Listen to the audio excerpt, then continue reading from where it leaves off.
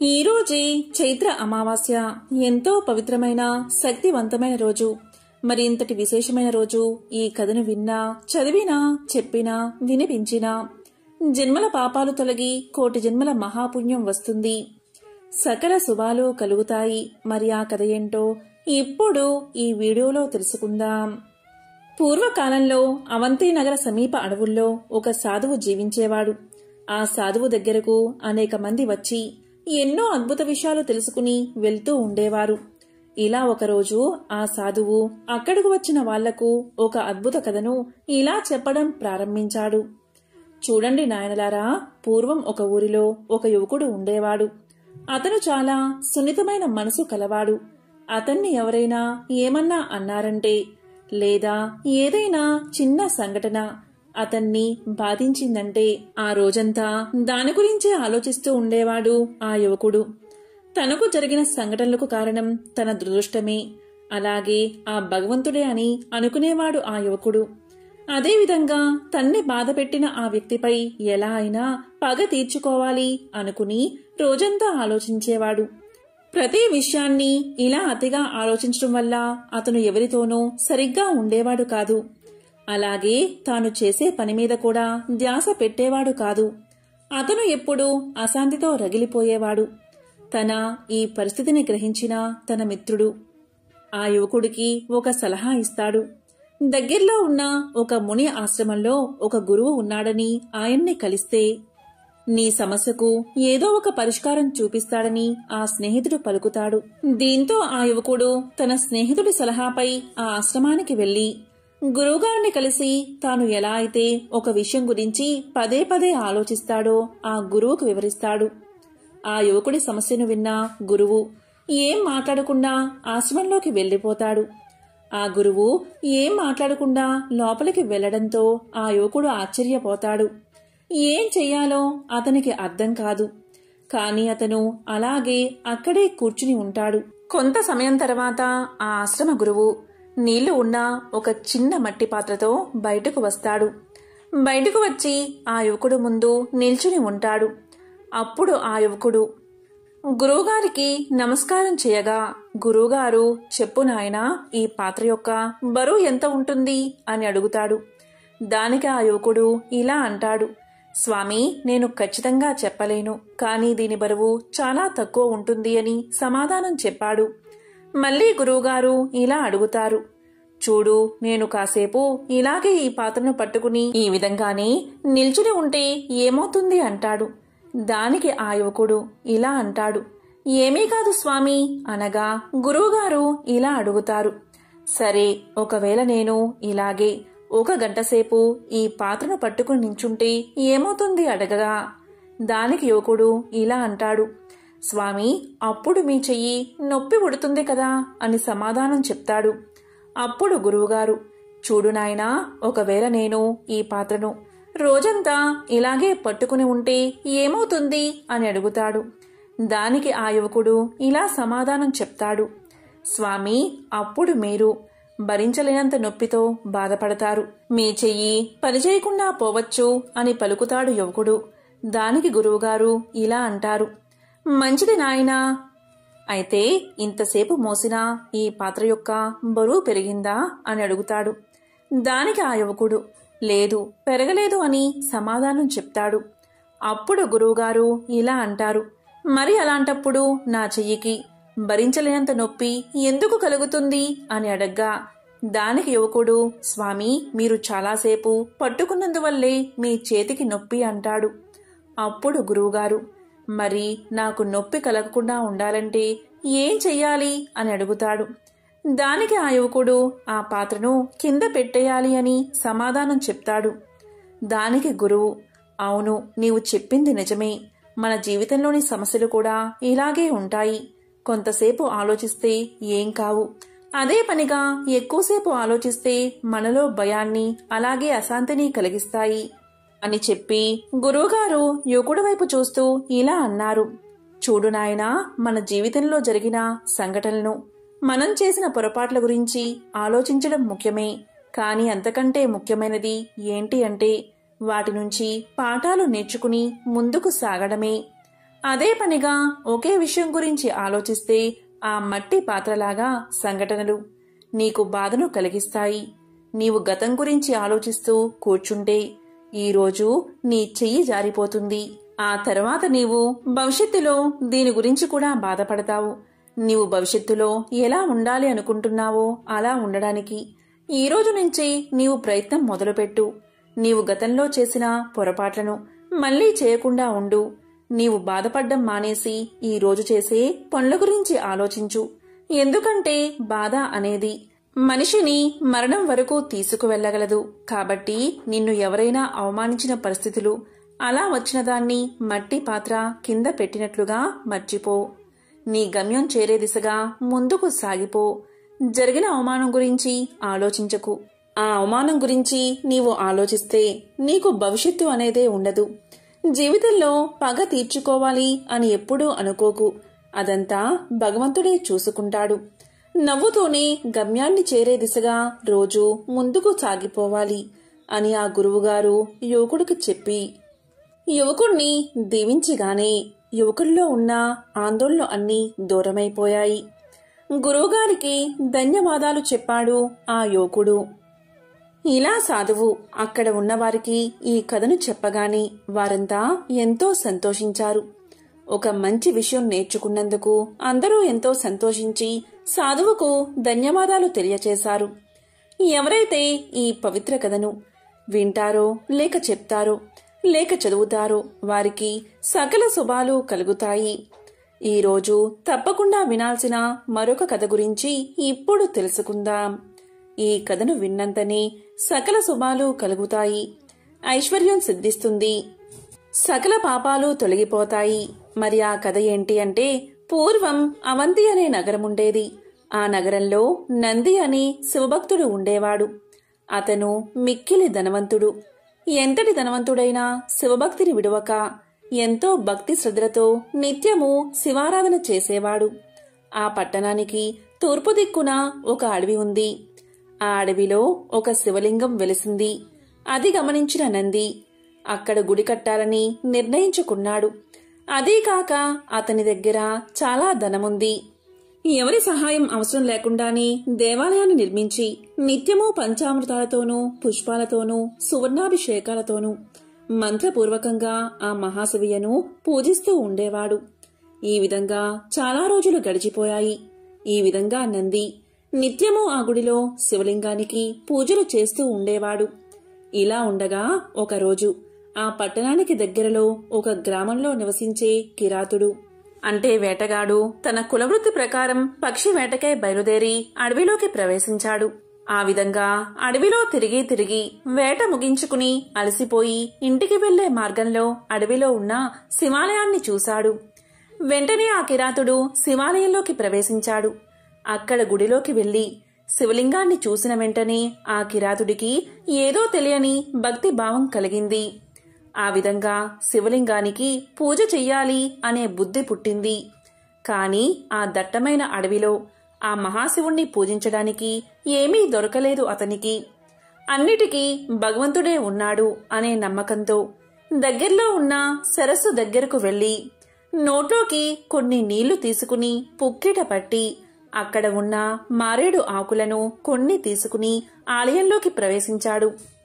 ఇంతకు పూర్వమే ఉదయం నంది అనే శివభక్తుడు శివలింగానికి పూజ చేసి ఉన్నందున ఆ శివలింగంపై రత్నాలు పుష్పాలు ఉన్నాయి.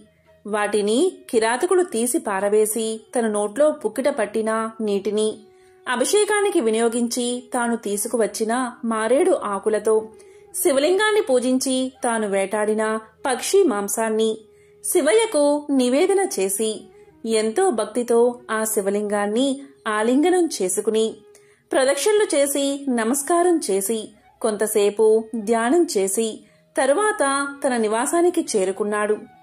తర్వాత రోజు ఎప్పటిలాగే నంది అనే శివభక్తుడు పూజ చేయడానికి అక్కడికి చేరుకున్నాడు.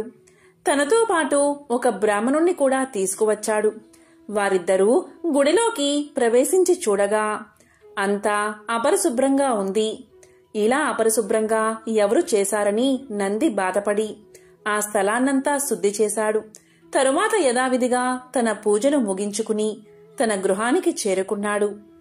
ఈ విధంగా నంది వెళ్లిన కొద్దిసేపటికే ఆలయంలోకి కిరాతుడు వచ్చి తాను ఇదివరకు పూజించినట్లే శివయ్యను పూజించి తన గృహానికి వెళ్లాడు. తరువాత రోజు మళ్లీ నంది గుడికి వచ్చేసరికి మళ్లీ అపరిశుభ్రంగా ఉంది. ఇదంతా చూసినా నంది ఎంతో బాధపడి తనతో వచ్చిన బ్రాహ్మణుడితో చర్చించి ప్రతిరోజు ఇలా చేస్తే కష్టమని, గుడిని ఎవరో అపరిశుభ్రం చేస్తున్నారని భావించి గుడిలో ఉన్న శివలింగాన్ని నంది నెత్తిన పెట్టుకుని తన గృహానికి తీసుకుపోయి తన ఇంటి అందే పూజలు చేయడం మొదలుపెట్టాడు. శివలింగం తీసుకుపోయినంత మాత్రాన సర్వవ్యాప్తి అయిన సదాశివుడు ఆ గుడియందు లేకుండా పోతాడా? అంత మాత్రాన నిశ్చల భక్తి తత్పరుడు అయిన కిరాతకుని పూజా విధానానికి భంగం కలుగుతుందా?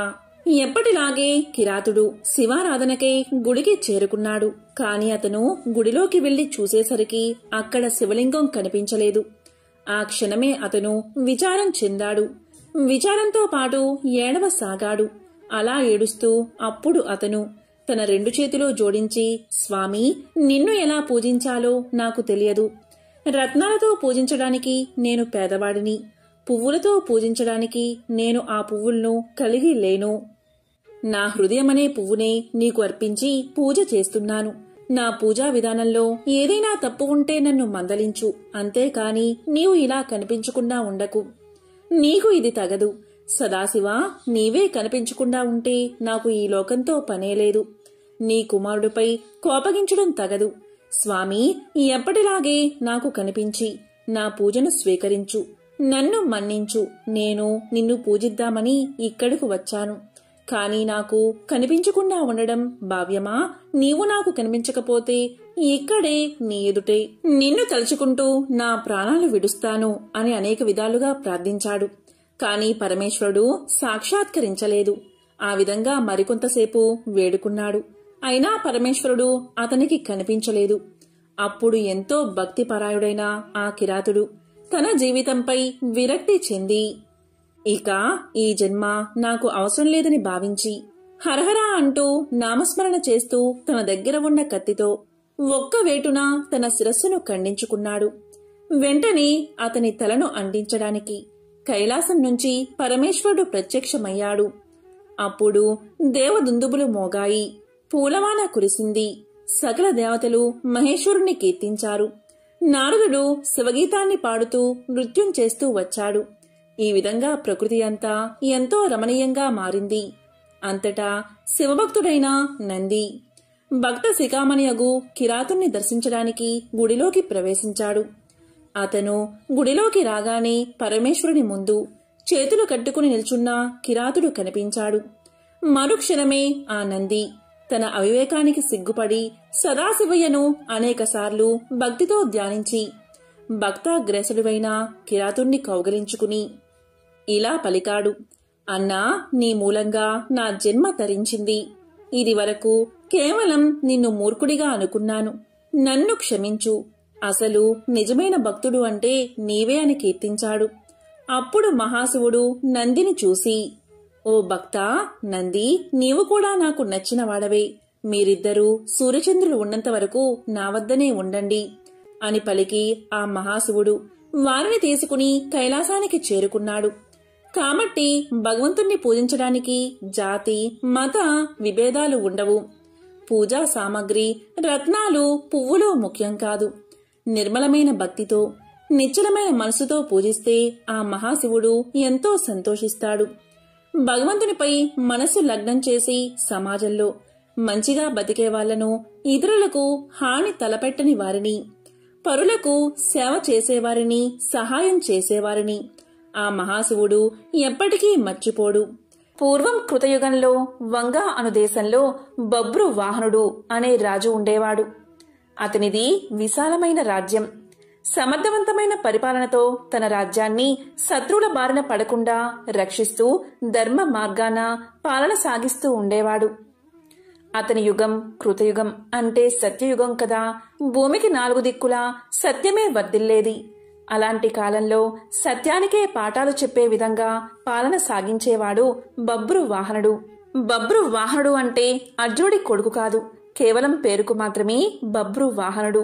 అతని కాలంలో రోగులు లేరు, పాపాత్ములు లేరు, దొంగలు లేరు, హంతకులు లేరు. అద్భుతమైన పాలన మాత్రమే ఉండేది. ఒకరోజు బబ్రువాహనుడు అడవికి వేటకు బయలుదేరాడు.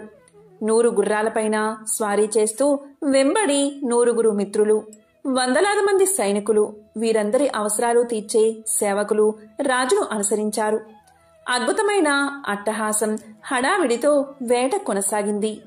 ఎన్నో అడవి జంతువులను వేటాడుతూ ఆఖరికి ఒక లేడీపైన బాణం విసిరాడు బబ్రు వాహనుడు. ఆ లేడీ చాలా తిక్కలేడి. అది ఎంతగా గాయపడినా లెక్క చెయ్యక బాణపు వేగంతో పారిపోవడం మొదలుపెట్టింది. ఆ క్షణం రాజు ఒక సాధారణ వేటగాడిలా మారిపోయాడు.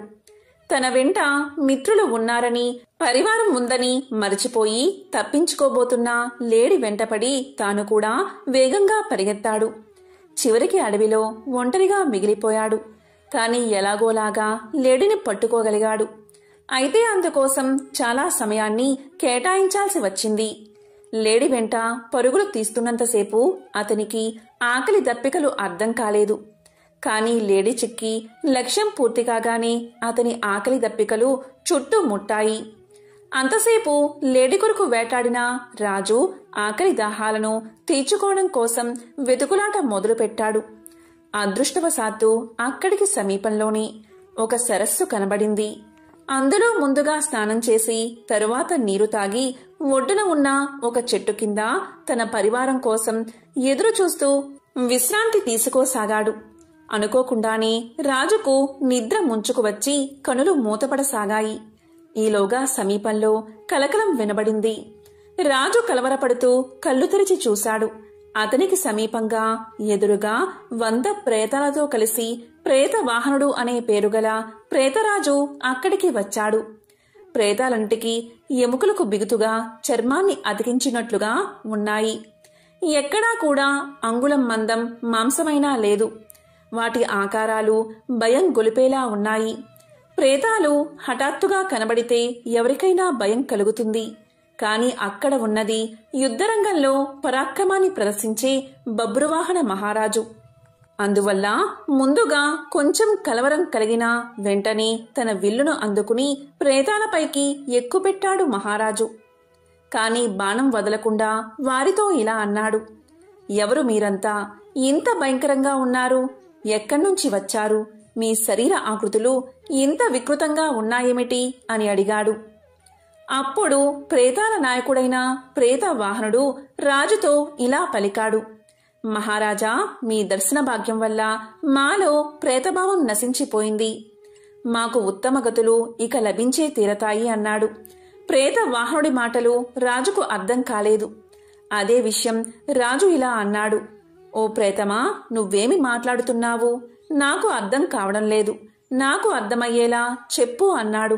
దానికి ప్రేతవాహనుడు ఇలా పలికాడు. రాజా, ఈ ప్రేతాలన్నీ ఒకప్పుడు మనుషులే. కాని చేసుకున్న పాపాల వల్ల ప్రేతాలుగా మారిపోయాయి. ఎవరికైతే అగ్ని సంస్కారం, శ్రాద్ధం, తర్పణం జరగవో వారంతా ప్రేతాలై తిరుగుతారు. అంతేకాదు, నమ్మక ద్రోహులు, పాపాలకు ప్రాయశ్చిత్తం చేసుకొనివారు, తాగుబోతులు, దొంగతనం చేసేవారు, ఈర్ష, అసూయ, ద్వేషాలతో కాలం గడిపేవారు, గురుపత్నిని చరిచినవారు, ఒకరి ఆస్తిని అన్యాయంగా లాక్కున్నవారు, పరుల సొమ్ముకు ఆశపడిన వారు మొదలైన తప్పుడు పనులు చేసేవారంతా ప్రేతాలుగా మారతారు. మేమంతా ఇలా వచ్చిన వారమే. రాజా, మాకు తిండి దొరకదు, నీరు దొరకదు. దీంతో మేము ఆకలి దప్పికతో అలమటించిపోతూ ఉంటాం. మాకు ఎవరు శ్రాద్ధం కాని పిండం కాని పెట్టరు. అందుకే మేము ఇలా మిగిలిపోయాము. ఇలా మిగిలిపోయిన వారికి రాజే అపరక్రియలు జరపాలి. అలా జరపడం వల్ల మేము ప్రేత రూపం నుండి విముక్తి పొందుతాం. అలాగే మీరు కూడా గొప్ప పుణ్యాన్ని సంపాదించుకుంటారు. రాజా, బతికి ఉన్నంతసేపు వీరు నావారు, వీరు నావారు అనుకుంటాం. కాని చివరకు ఎవరూ ఉండరు. కొడుకులు, భార్య, వీరు మన అవసరం కోసం, మన స్వార్థం కొరకు మన వల్ల పుట్టుకు వచ్చిన వారే. మనం వారి అవసరం తీర్చినంత కాలం వారి చేత గౌరవించబడతాము. తరువాత మన అవసరం ఉండదు. అప్పుడు వారి నుండి గౌరవం లభించదు. మనిషి చచ్చాక ధనం ఇంటి దగ్గరే ఉండిపోతుంది. బంధువులు శ్మశానం దగ్గర విడిపోతారు. శరీరం కాష్టం దగ్గర విడిపోతుంది. ఇక విడిపోయాక పరలోకం దాకా వచ్చేవి పాప పుణ్యాలే అని చెప్పాడు ప్రేత వాహనుడు. అప్పుడు బబ్రు వాహనుడు ఇలా పలికాడు, ఓ ప్రేతవాహన, చాలా తెలిసినవాడిలా మాట్లాడుతున్నావు. ఇంతకీ నీవు ఎవరు? నీవు మనిషిగా ఉన్నప్పుడు నీవు ఎవరు అని అడిగాడు. దానికి ప్రేతవాహనుడు ఇలా సమాధానం చెప్పాడు, ఓ రాజా, ప్రేతంగా మారడానికి ముందు నేను ఒక ధనికుడైన వైశ్యుణ్ణి. పేరు దేవదత్తుడు. నేను సన్మార్గంలో నడిచాను, దేవతారాధన చేశాను, తీర్థయాత్రలు తిరిగాను, దాన ధర్మాలు కూడా చేశాను. కాని నాకు అపరకర్మలు చేయడానికి మాత్రం ఎవరూ లేకుండా పోయారు. అందుకనే ఇలా ప్రేతానై తిరుగుతున్నాను. రాజా, ఒక దేశపు రాజు అన్ని వర్ణాల వారికి, అన్ని కులాల వారికి బంధువుడు అవుతాడని శాస్త్రాలు చెబుతున్నాయి. అందుకని నీవు మా అందరి కోసం అపర కర్మలు చేసి మాకు ముక్తిని కలిగించు అని చెప్పి తన వద్ద ఉన్న ఒక మణిని తీసి రాజుకు ఇవ్వబోయాడు ప్రేతవాహనుడు. అందుకు రాజు ఇలా పలికాడు, ఓ ప్రేతవాహన, నేను ఒక రాజుని. ఇతరుల నుండి దానాన్ని స్వీకరించను. మీకు అపరకర్మలు మాత్రం చేస్తాను. కాని ప్రేతవాహన, నాకిది చెప్పు, మా వంశస్థుల్లో ఎవరైనా ప్రేతదశలోనే ఉండిపోయారా? ఒకవేళ ఉండిపోతే ఆ విషయం నేను ఎలా తెలుసుకోవాలి? వారికి ముక్తిని ఎలా కలిగించాలి అని అడిగాడు. దానికి ప్రేతవాహనుడు ఇలా చెప్పాడు, రాజా, మీ వంశంలోని వారు ఎవరైనా ప్రేతత్వంలా మిగిలిపోయి ఉంటే మీకు కారణం లేకుండానే కొన్ని కష్టాలు వచ్చి పడతాయి. దాంపత్య జీవితంలో అపశృతులు ఏర్పడతాయి. భార్యాభర్తలు పూర్తిగా ఆరోగ్యంగా ఉన్నా కూడా వారికి పిల్లలు పుట్టరు. స్త్రీలకు నెలసరి సమస్యలు నిరంతరం కలుగుతాయి. యవ్వనంలోనే ఆత్మీయ బంధువులు మరణిస్తారు. నడి వయసులోని వారు అనుకోకుండా మరణిస్తారు. ఉన్నట్టుండి ఆదాయం తగ్గిపోతుంది. అనుకోని విధంగా ఇల్లు తగలబడిపోతుంది. ఇంట్లో ఎప్పుడూ గొడవలు జరుగుతూ ఉంటాయి. కావాలనే అపవాదులు వచ్చి మీద పడతాయి. తీవ్రమైన జబ్బులు వస్తాయి. వ్యాపారం చక్కగా చేస్తున్నా కూడా లాభాలు మాత్రం రావు. వర్షాలు బాగా కురిసినా కూడా పంట చేతికి రాదు. ఇంటి ఇల్లాలే శత్రువులా తిరగబడుతుంది. కాబట్టి రాజా, ఇలాంటివి జరుగుతాయి. ఇవన్నీ అపారకర్మ చేయనందువల్ల ఆకలి బాధతో తిరిగే ప్రేతాల వల్లే జరుగుతాయి. కాబట్టి మన వంశం వారు ఎవరైనా ప్రేతాల్లా మారి తిరుగుతున్నారా అని ఇలా గుర్తించవచ్చు అని చెప్పాడు ప్రేతవాహనుడు. ఇదంతా విన్న తర్వాత బబ్రువాహన మహారాజు తన నగరానికి వెళ్లి ప్రేతాల విముక్తి కోసం శ్రాద్ధ అపరకర్మలు చేయించాడు. అంతటితో ప్రేతవాహనుడికి, అతనితో ఉన్న ప్రేతాలకు విముక్తి కలిగింది. వారంతా ఎంతో సంతోషంగా స్వర్గాన్ని చేరుకున్నారు. ఇది గరుడ పురాణంలోని కథ. పూర్వం సుమంతుడు అనే ఆశ్రమ విద్యార్థి ఒకరోజు అటవీ మార్గంలో వెళ్లాల్సి వచ్చింది. దురదృష్టం కొద్దీ అతను అడవిలో దారి తప్పిపోయి కొందరు ఆటవికులకు దొరికిపోయాడు. వారు అతన్ని బంధించి వాళ్ళ కుల పెద్ద వద్దకు తీసుకుపోయారు. ఆ రోజు అమావాస్య, పైగా ఆదివారం. వారి కుల దేవతకు బలివ్వడానికి చక్కని కుర్రోణ్ణి తీసుకువచ్చారని కులపెద్ద ఎంతగానో సంతోషించాడు. వారిని అభినందించి బలికి ఏర్పాట్లు చూడమని కులపెద్ద ఆజ్ఞాపించాడు. సుమంతునికి విషయమంతా అర్థమైంది. తనకు కీడు తప్పదని, చంపేస్తారని అర్థమైంది. ఇక తన పని అయిపోయినట్లే అని అనుకుని భయంతో వణికిపోతూ ఉన్నాడు. చుట్టూ చూస్తే బలి కోసం ఏర్పాట్లు చకచకా జరిగిపోతున్నాయి. అప్పుడు గురువుగారి మాటలు సుమంతుడికి గుర్తుకు వచ్చాయి. కష్ట సమయంలో ధైర్యాన్ని కోల్పోరాదని, ధైర్యంతో ఉంటే దేన్నైనా సాధించవచ్చని, ఆలోచిస్తే ఏదో ఒక ఉపాయం వస్తుందన్న మాటలు గుర్తుకు వచ్చాయి. ఇక ధైర్యం తెచ్చుకుని ఎలాగైనా ఆటవికుల చెర నుండి బయటపడే తీరాలని సుమంతుడు నిర్ణయించుకున్నాడు. ఇక కాస్త ప్రశాంతంగా సుమంతుడు ఆలోచించాడు. కాసేపటికి ఒక మెరుపులాంటి ఉపాయం తట్టింది సుమంతునికి. ఎదురుగా పెద్ద సమస్య ఉన్నప్పుడు బుర్ర ఎవరికైతే సరిగ్గా పనిచేస్తుందో వారే విజేతలు కాగలరని గురువుగారి మాటలు గుర్తుకు తెచ్చుకుని ధైర్యం పుంజుకున్నాడు సుమంతుడు. బలి కోసం ఏర్పాట్లు పర్యవేక్షిస్తున్న ఆటవికుల పెద్దతో సుమంతుడు ఇలా అన్నాడు. అయ్యా, నన్ను బలివ్వమని ఆ దేవత మీకు చెప్పిందా అని అడిగాడు. దానికి కులపెద్ద ఇలా అన్నాడు. లేదు, రాతి విగ్రహం ఎక్కడైనా మాట్లాడుతుందా? మనమే భక్తితో అమ్మవారికి బలి సమర్పించి చల్లగా చూడమని మొక్కాలి అని బదులు చెప్పాడు కులపెద్ద.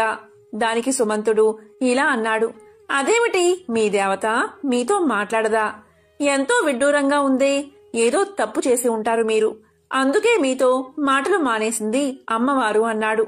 దాంతో కులపెద్ద కలవరంగా చూశాడు.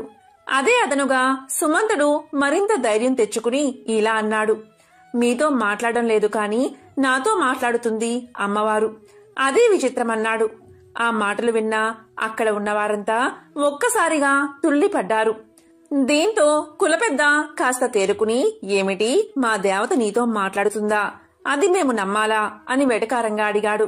దానికి ఇంకొక ఆటవికుడు, మేము అడవిలో ఉంటాం కదా అని మరీ తెలివి తక్కువగా అంచనా వేయకు మమ్మల్ని. నీ ఎత్తుగడ మాకు తెలుసులే అని ఆటవికుడు అన్నాడు. దానికి సుమంతుడు, అదేమీ లేదు, నేను నిజమే చెప్తున్నాను అని తెలియచేశాడు. దానికి కులపెద్ద, ఏం మాట్లాడిందో చెప్పు అని ప్రశ్నించాడు. దానికి సుమంతుడు, నన్ను తనకు బలి ఇవ్వద్దని అలా చేయడం వల్ల తను సంతోషించను సరికదా, కోపగిస్తానని మీతో చెప్పమంది అన్నాడు. అతను ఆత్మవిశ్వాసం కోల్పోకుండా నిబ్బరంగా పలికేసరికి కులపెద్ద ఆలోచనలో పడ్డాడు. సుమంతుని మాటలకు అందరూ పగలబడి నవ్వుతూ, ఈ సమయంలో ఎవరైనా ఇలాగే మాట్లాడతారు. నీ మాయ మాటలు మేము నమ్మం, బలి జరిగే తీరుతుందని అందరూ ముక్త కంఠంతో పలికారు. కాని సుమంతుడు ధైర్యం కోల్పోలేదు. ఈ సమయంలో బెదిరితే చావు తప్పదని గ్రహించి వారితో సుమంతుడు ఇలా అన్నాడు. దయచేసి అరవకండి, అమ్మవారు ఏదో చెప్తుంది, నన్ను విననివ్వండి అని ఆజ్ఞాపించినట్లుగా ధైర్యంగా గంభీరంగా చెప్పాడు. దాంతో ఆటవికులంతా ఒక్కసారిగా నిశ్శబ్దంగా ఉండిపోయారు. ఇక సుమంతుడు చెవిపై చెయ్యి పెట్టుకుని వింటున్నట్లుగా నటిస్తున్నాడు. మధ్య మధ్యలో సరేనమ్మా సరేనమ్మా అంటూ శ్రద్ధగా వింటున్నట్లుగా నమ్మించాడు. ఇక పరుగున వెళ్లి విగ్రహం యొక్క పాదాల మీద పడి నమస్కారం చేసి వెనక్కి వచ్చి నిలబడ్డాడు. చుట్టూ ఉన్నవారికి అంతా అయోమయంగా ఉంది. విడ్డూరంగా చూస్తున్నారు ఆ జనం. నిజంగా తల్లి అతనితో మాట్లాడిందా అని అనుమానంలో పడ్డారు. ఇక సుమంతుడు కుల పెద్ద వైపు తిరిగి, అయ్యా, తల్లి చెప్పిన మాటలు మీతో చెప్తున్నాను. ఈరోజు పట్టపగలు కొంత సమయం రాత్రిగా మారితే నన్ను విడిచిపెట్టమని, లేకుంటే బలి ఇవ్వమని చెప్పింది తల్లి. తల్లి మాట ప్రకారం కొంతసేపు వేచి చూడండి. ఆమె చెప్పిన ప్రకారం జరగకపోతే నేనే స్వయంగా బలిపీఠం ఎక్కుతాను అనగానే కులపెద్ద సరే అన్నాడు. కులపెద్ద మళ్ళీ ఇలా అన్నాడు. ఈ విషయం మాలో ఎవరికీ చెప్పకుండా నీతోనే ఎందుకు చెప్పింది అమ్మవారు అని ప్రశ్నించాడు. దానికి సుమంతుడు ఏమాత్రం తడబడకుండా, మీరు నన్ను ఎత్తుకుని రావడమే అమ్మవారికి ఇష్టం లేదు, అందుకే మీ పట్ల అమ్మవారు అలిగిందని చెప్పి మరింత నమ్మకంగా చెప్పాడు. ఇక కులపెద్ద, అతను ఒక రుజువు చెప్పాడు కదా, అందరూ ఆ సమయం వరకు వేచి ఉండండి, తేడా వస్తే అప్పుడే బలిద్దామన్నాడు. అందరూ కులపెద్ద మాటలు గౌరవించి ఊరుకున్నారు. ఆ రోజు సంపూర్ణ సూర్యగ్రహణం ఉండటంతో సుమంతుడు చాలా ధీమాగా ఉన్నాడు. అందరూ ఆకాశం వైపు చూస్తూ ఉండగా రావలసిన సమయం రానే వచ్చింది. గ్రహణం పట్టి అడవంతా చీకటైపోయింది. సుమంతుని మాట నిజం కావడంతో ఆ ఆటవికులంతా జయజయధ్వనులు చేస్తూ తల్లి పాదాల మీద పడి లెంపలు వేసుకున్నారు. ఇటువంటి గ్రహణం గత 80 సంవత్సరాలుగా రాలేదని గతంలో గురువుగారు చెప్పారు. అంత వయస్సు కలవారు ఆ గూడెంలో లేకపోవడంతో సుమంతుని పథకం పారింది.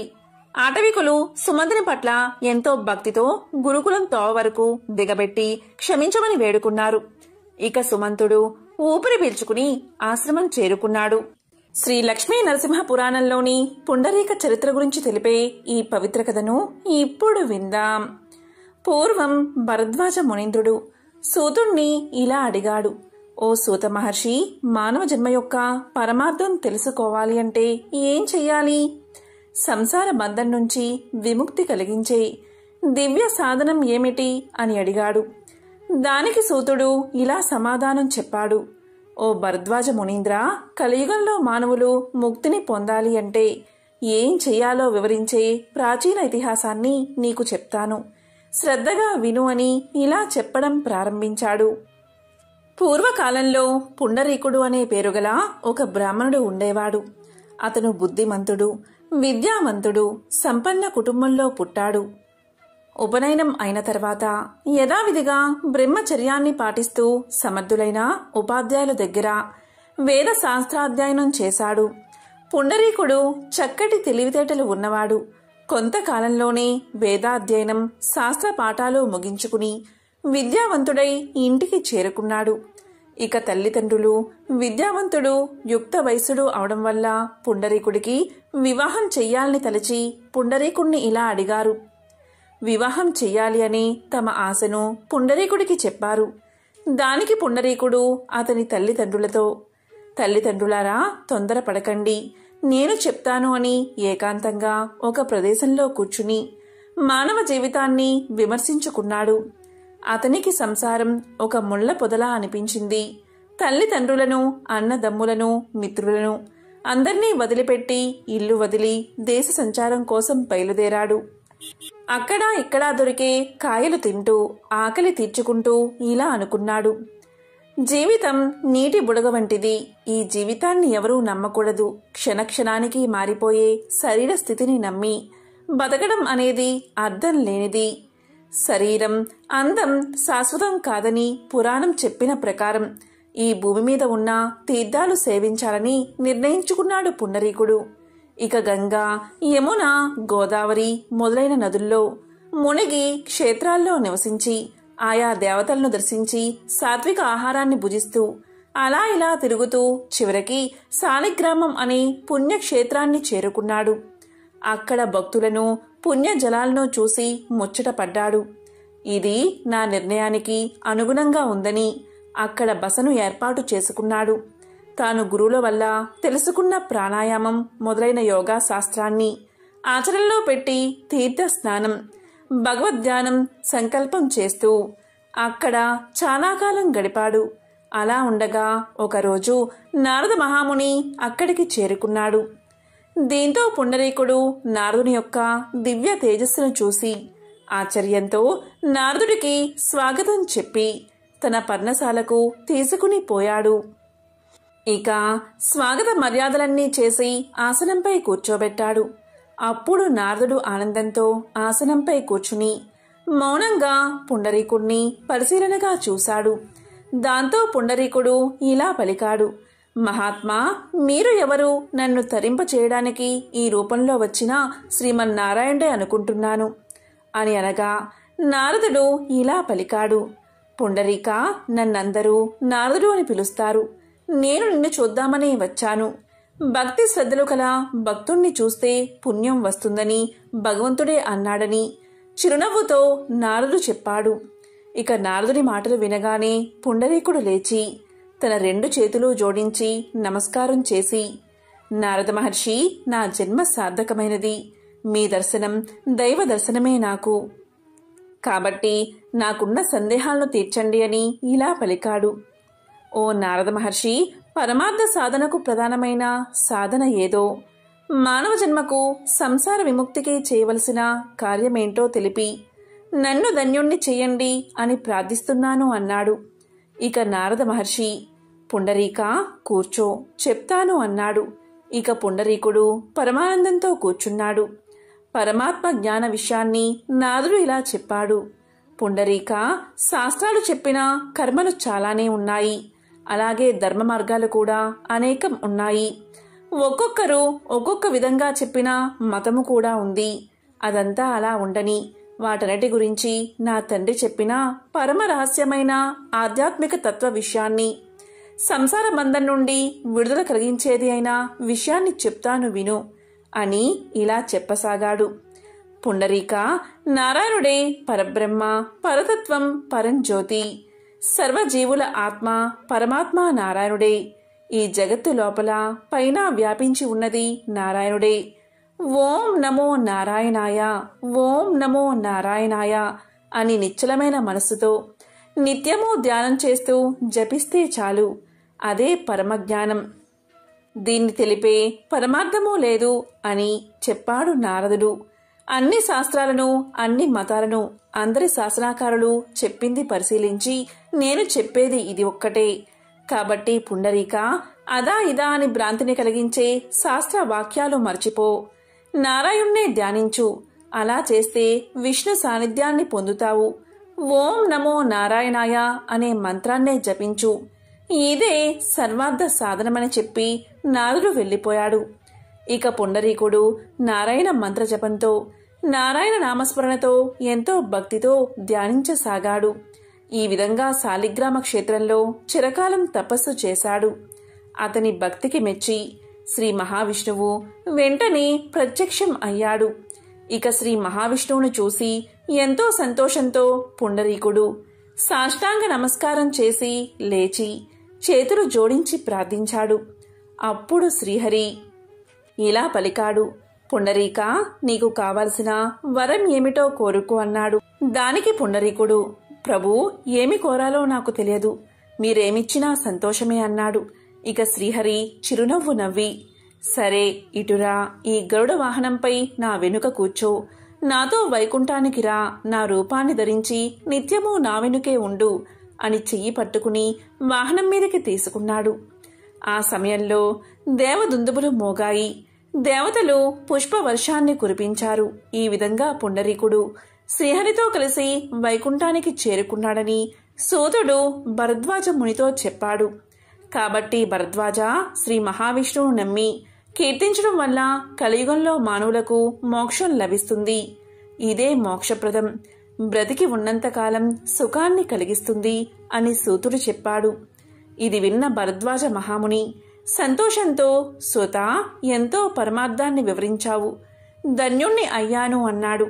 కాబట్టి ఈరోజు ఈ కథను విన్నా, చెప్పినా, చదివినా సకల శుభాలు కలుగుతాయి, మోక్షం కలుగుతుంది, సకల ఐశ్వర్యాలు కలుగుతాయి. పుండరీకుడికి సుచరిత అనే ఆమెతో వివాహం జరిగింది. ఆ దంపతులిద్దరూ పాండురంగడి భక్తులు. పాండురంగ విఠలుని దర్శించుకోవడం కోసం ఒకప్పుడు ఆ ఊళ్ళో ఉన్న భక్తులంతా గుంపులు గుంపులుగా కూడి భజనలు చేస్తూ పుండరీపురానికి బయలుదేరారు. సుచరిత ఇది చూసి భర్తతో, ఏమండి, మనం కూడా పుండరీపురం వెళ్దామా అని అడిగింది. అప్పుడు పుండరీకుడు ఇలా సమాధానం చెప్పాడు, ఇంట్లో శతవృద్ధులై అన్నిటికీ మనపైనే ఆధారపడి ఉన్న తల్లి తండ్రుల్ని వదిలి మనం ఎక్కడికి వెళ్తాం? మనకి ఎలా వీలవుతుంది? మనకి ఇల్లే పుండరీపురం.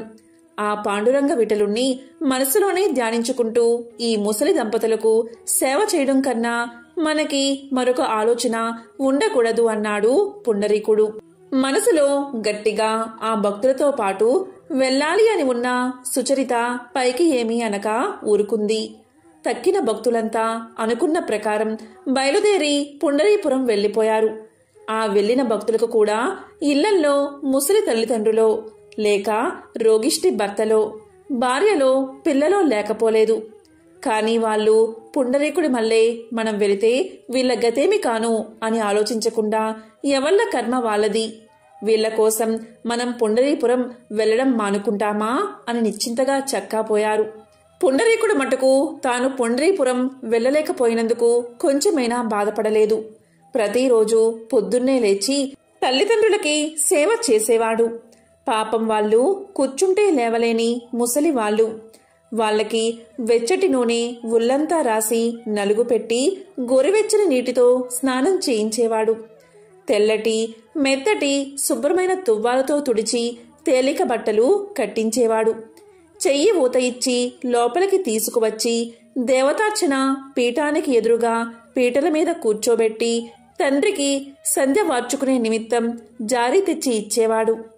తండ్రి చాలా గొప్ప పండితుడు, భక్తుడు, కర్మిష్ఠిని అయితేనే ముసలితనం వల్ల జ్ఞాపక శక్తి తగ్గిపోయి దేవతార్చన చేసుకునేటప్పుడు మధ్య మధ్య మంత్రాలు కూడా మరిచిపోయేవాడు. అందుకు పూజ అయ్యేదాకా పుండరీకుడు అతని దగ్గరే కూర్చుని తండ్రి మరిచిపోయి తడబడుతున్న మంత్రాలు జ్ఞాపకం చేస్తూ ఉండేవాడు. ముసలితనం వల్ల ఆ తండ్రికి చూపు సరిగ్గా ఆనేది కాదు. దేవతార్చనా సమయంలో గంధం, అక్షింతలు, యజ్ఞోపవీతం, పువ్వులు మొదలైన పూజా వస్తువుల కోసం ఆ వృద్ధుడు తడుముకుంటూ ఉంటే పుండరీకుడు వాటిని తీసి అందిస్తూ ఉండేవాడు. అదే సమయంలో తాను కూడా పాండురంగ విఠలుడికి పూజ చేసి తులసి తీర్థాన్ని తల్లికి తండ్రికి ఇచ్చేవాడు పుండరీకుడు. పంచభక్ష పరమాన్నాలు చేయించి భగవంతుడికి నైవేద్యం పెట్టి తల్లిదండ్రులకు వడ్డించి ఆ తర్వాత తాను తినేవాడు. ఆ ముసలి వాళ్లకి సహజంగా వృద్ధాప్యం వల్ల అస్తమానం చిరాకు కోపం వచ్చేది. తాను కూడా వాళ్లతో పాటు చిరాకు పడక పుండరీకుడు వాళ్ళని చిన్న బిడ్డల్ని లాలించినట్లు లాలించేవాడు. వాళ్ళు ఏది కావాలంటే అది ఎంత అసాధ్యమైనా తెచ్చి ఇచ్చేవాడు.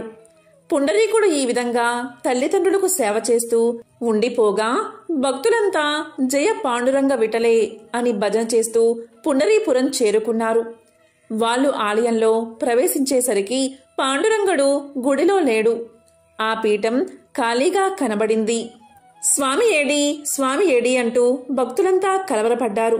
స్వామి తిరిగి వస్తాడేమో అని వాళ్ళు అక్కడే చాలాసేపు కనిపెట్టుకుని కూర్చున్నారు.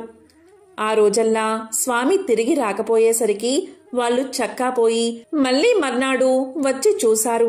అప్పటికి స్వామి రాలేదు. అలా ఎన్ని రోజులో పండరిపురంలో కనిపెట్టుకుని ఉన్నా స్వామి రాలేదు. భక్తులకు ఇదంతా ఏమీ అర్థం కాలేదు. ఆఖరికి ప్రాణం విసిగి భక్తులంతా తిరిగి పుండరీకుడు ఉన్న తమ గ్రామానికి చేరుకున్నారు. పాండురంగ స్వామి దేవేరితో సహా గుడి వదిలి పుండరీకుడు ఉన్న ఊరికి వచ్చేయడమే ఆయన గుళ్ళో లేకపోవడానికి కారణం. వృద్ధులైన తల్లిదండ్రులకు పరిచర్య చేస్తూ ఉన్న తన్ను చూడడానికి ఆ మహాభక్తుడైన పుండరీకుడు తన వద్దకు రాలేకపోయాడు కదా అని పాండురంగడే అతని వద్దకు వెళ్ళాడు. కాని ఈ దేవరహస్యం సామాన్య జనానికి ఏం తెలుస్తుంది? స్వామి వచ్చి పుండరీకుని ఇంటి వాకిట నిలబడే వేళకి పుండరీకుడు తన తల్లిదండ్రులకు భక్తి శ్రద్ధలతో నీళ్లు పోస్తున్నాడు. పుండరీక భక్తాగ్రేసరా, నువ్వు పుండరీపురం రాలేకపోయావని తెలిసి మేమే నీ వద్దకు వచ్చామయ్యా అని స్వామి పుండరీకుణ్ణి పిలిచాడు. స్వామి, ఇదిగో వచ్చేస్తున్నా, ఒక్క క్షణం ఆగండి. మా తండ్రికి నీళ్లు పొయ్యడం అయింది. వెంటనే తుడవకపోతే వృద్ధుడికి జలుబు చేస్తుంది. తుడిచేసి లోపలకు తీసుకొచ్చి కూర్చోబెట్టి నీ దర్శనానికి వస్తా అన్నాడు పుండరీకుడు. ఆ మాటలు విన్నా సుచరిత ఆశ్చర్యపోయింది. భగవంతుడు దేవేరితో సహా వచ్చి వాకిట నిలబడితే ఎదురు రాక వస్తా, అలాగే నిలబడి ఉండు అనవచ్చా? స్వామికేం కోపం వస్తుందో అని ఆమె భయపడిపోయింది.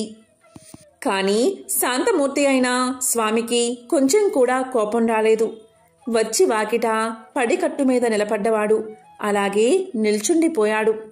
మరి కొంతసేపటికి పుండరీకుడు తల్లిదండ్రుల్ని లోపలికి తీసుకువెళ్లి ఉతికి ఉంచిన బట్టలు కట్టించి దేవతార్చన పీఠానికి ముందు పీటలపై కూర్చోబెట్టి జారి దగ్గర పెట్టి ఒక్క క్షణంలో వస్తానని తల్లిదండ్రుల అనుమతి తీసుకుని అప్పుడు పాండురంగ స్వామికి స్వాగతం ఇవ్వడానికి బయటకు వచ్చాడు.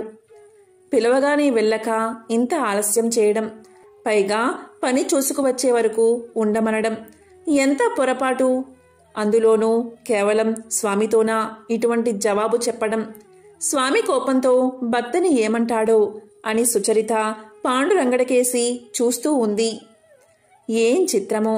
పాండురంగడైనా ఇప్పుడు ఆ పడికట్టు మీద నిలబడి ఉన్నది కాదు, ఎవరో ముసలాయన. ఎవరో ఏమిటి, తన మామగారిలాగే ఉన్నాడు. అప్పుడేగా తన భర్త మామగారిని స్నానం చేయించి లోపలికి తీసుకువెళ్ళింది. అంతవరకు ఆ పడికట్టు మీద స్వామి పక్కన నిలబడి ఉన్న దేవేరి కూడా ఇప్పుడు కనబడదే. ఆమె స్థానంలో తన అత్తగారికి మళ్ళీ ఉన్న ముసలామె ఎవరో నిలబడి ఉంది. సుచరితకు ఒక్క క్షణంలో ఇదంతా అర్థమైపోయింది. తల్లిదండ్రులకు పరిచర్య చేయడమే పరమధర్మంగా భావించి తన భర్త పుండరీపురం వెళ్లలేదు. ఆ తల్లిదండ్రులకు పరిచర్య చేయడం మాకు పరిచర్య చేయడం లాంటిదే సుమా అని తనకు తెలపడం కోసం లక్ష్మీనారాయణలు తనకు అత్తామామల రూపంలో కనబడుతున్నారు అని ఆమె తెలుసుకుంది. పుండరీకుడు ఇంతలో లక్ష్మీ సమేతుడైన స్వామికి సాష్టాంగ నమస్కారం చేసి గరుడవాహన జగన్నాథ, పుండరీకాక్ష, పాండురంగ అని అనేక విధాల స్తోత్రం ప్రారంభించాడు. అప్పుడు పాండురంగడు దేవిని కూడా ఎంతో ఆనందం చెంది శిరస్సు మీద చేతులు ఉంచి, పుండరీక భక్తాగ్రేసర, వృద్ధులైన నీ తల్లిదండ్రులకు నీవు భక్తి తాత్పర్యాలతో చేసిన పూజ పరిచర్య మాకు బాగా నచ్చాయి. ఏం వరం కావాలో కోరుకో అన్నారు. అప్పుడు పుండరీకుడు, స్వామి, నాకు, నా భార్యకు, అలాగే నా తల్లిదండ్రులకు నీ దర్శనం కోసం మేము పుండరీపురం రాలేము. మమ్మల్ని కటాక్షించడానికి ఇంత దూరం వచ్చావు కదా, కాబట్టి ఇక్కడే ఉండిపో, ఇదే నా కోరిక అన్నాడు. ఆ తర్వాత కాలంలో అది పుణ్యక్షేత్రంగా వెలసిల్లింది. ఊళ్ళో ఉన్న భక్తులకి జ్ఞానం కలిగింది. తమర్ని కని పెంచి పెద్దవాళ్ళని చేసి ఆఖరికి ముసలితనం వల్ల మూలపడి తమ మీద ఆధారపడి ఉన్న తల్లిదండ్రులకు పరిచర్య చేయడమే భగవంతుణ్ణి సంతోషపెట్టడమని వాళ్ళంతా తెలుసుకున్నారు. తన విధి నెరవేర్చిన పుండరీకుణ్ణి వెతుక్కుంటూ ఆ దేవుడే వచ్చి భక్తుడి కోరిక నెరవేర్చాడు. ఎంతో పవిత్రమైన విశేషమైన ఈ కథను విన్నా, చదివినా, చెప్పినా, వినిపించినా జన్మల పాపాలు తొలగి కోటి జన్మల పుణ్యం వస్తుంది.